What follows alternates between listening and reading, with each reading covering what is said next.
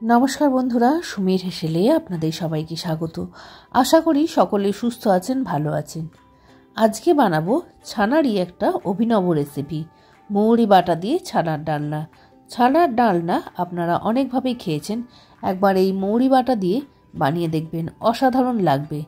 रेसिपिटा सम्पूर्ण देखार अनुरोध रइल। और रेसिपिटा यदि भालो लेगे थाके ताहले अवश्यई एकटा लाइक कमेंट शेयर करते भूलबेन ना।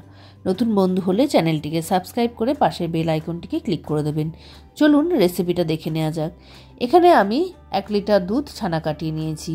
तार मধ্যে দিয়ে দিয়েছি 1 टेबिल चामच मयदा, सामान्य নুন, 1/4 टीस्पूनेर मतो गोलमरिच गुঁড়ো और 1/4 टीस्पूनेर मतन मौरी गुঁড়ো, हाफ चामचेर मतन आदा बाटा और हाफ चामच चीनी समस्त किछु दिए भालो करे छानाटाके मेखे निते हबे।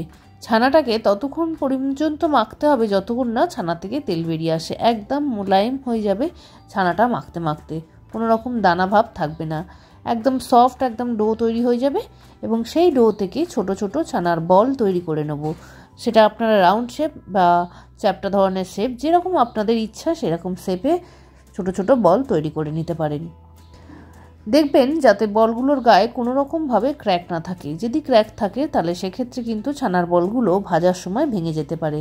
তাই খুব মোলায়েম ভাবে এবং সুন্দর রাউন্ড শেপের একটা বল তৈরি করে নিতে হবে। কড়াইতে দিয়েছি 3 টেবিল চামচের মতন সাদা তেল। তেলটা গরম হলে এক এক করে ছানার বলগুলোকে দিয়ে আমি ভেজে নেব। বলগুলোকে আমি রাউন্ড করিনি, একটু চ্যাপ্টা করে বানিয়েছি যাতে তেলটা একটু কম লাগে। রাউন্ড বল কিন্তু ভাজতে গেলে তেলের পরিমাণটা বেশি লাগে। দু পিঠ একটু লালচে করে, এক পিঠ লালচে হলে উল্টে দিয়ে আরেক পিঠ একটু লালচে করে ছানার বলগুলোকে এইভাবে অল্প অল্প করে ভেজে নেব। একসঙ্গে অনেক ছানার বল ভাজতে চেষ্টা করবেন না, তাহলে সেক্ষেত্রে ভেঙে যাওয়ার সম্ভাবনা থাকে। তেলের পরিমাণটা অনেকটা বেশি ছিল, সেখান থেকে কিছুটা পরিমাণ তেল কমিয়ে নিয়ে তার মধ্যে দিয়ে দিয়েছি মৌরি, তেজপাতা, শুকনো লঙ্কা ফোড়ন। ফোড়নের ভাজা গন্ধ বেরোলে দিয়েছি হাফ ইঞ্চির মতন আদা বাটা।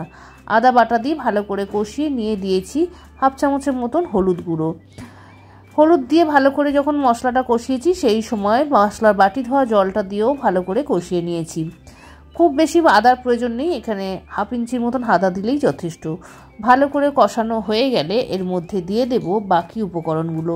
দেব 2টো কাঁচা লঙ্কা একটু ঝাল স্বাদের জন্য, আর সাথে দেব 1 টেবিল চামচের মতন মৌরি গুঁড়ো।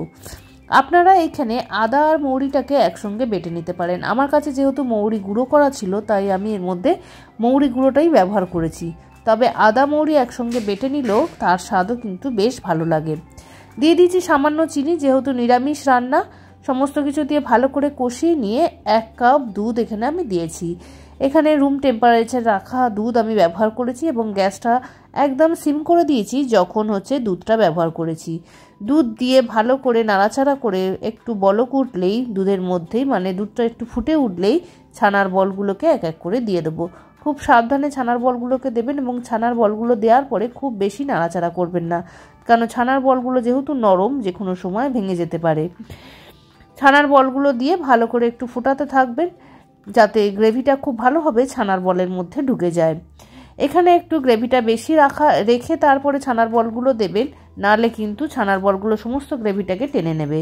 এই সময় আমি এর মধ্যে দিয়ে দিয়েছি হাফ চামচের মতন ঘি দিয়ে 5-7 মিনিটের মতন ঢাকা চাপা দিয়ে রেখে দিলেই মৌরি বাটা দিয়ে এই ছানার ডালনা রেডি হয়ে যাবে। গরম রুটি, তন্দুরি বা ভাত, পোলাওয়ের সঙ্গেও অসাধারণ লাগে এই রেসিপি। বাড়িতে অবশ্যই একবার ট্রাই করবেন। যদি ভালো লেগে থাকে তাহলে অবশ্যই একটা লাইক করতে ভুলবেন না। কমেন্টসের মাধ্যমে জানাবেন আপনারা বাড়িতে কে এই রেসিপি বানালেন।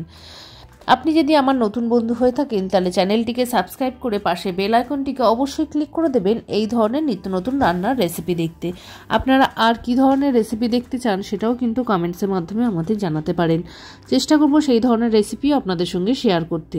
উপর থেকে সামান্য লঙ্কার কুচি ছড়িয়ে দিয়েছি, আপনারা চাইলে একটু ধনেপাতাও দিতে পারেন, তবে ধনেপাতা দিলে মৌরির গন্ধটা কিন্তু একটু আলাদা হয়ে যাবে, তাই সামান্য লঙ্কা কুচি দিয়েই আমি পরিবেশন করেছি। আজকের মতন এতটাই। পরবর্তী আবারও কোনো রান্নার রেসিপি নিয়ে হাজির হব। সবাই খুব ভালো থাকবেন, সবাইকে ভালো রাখবেন। নমস্কার।